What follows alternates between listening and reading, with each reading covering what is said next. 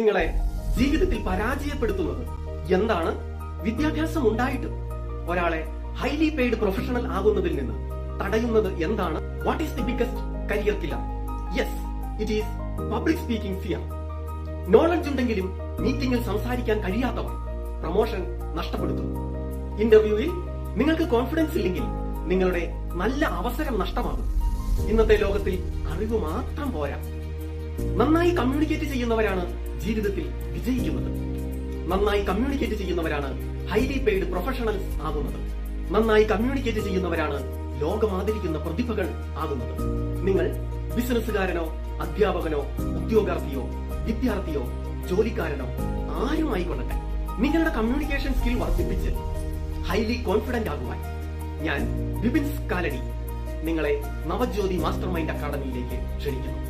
ഇവിടെ നിങ്ങളുടെ ജീവിതത്തിലെ ആ വലിയ മാറ്റം ആരംഭിക്കുന്നു.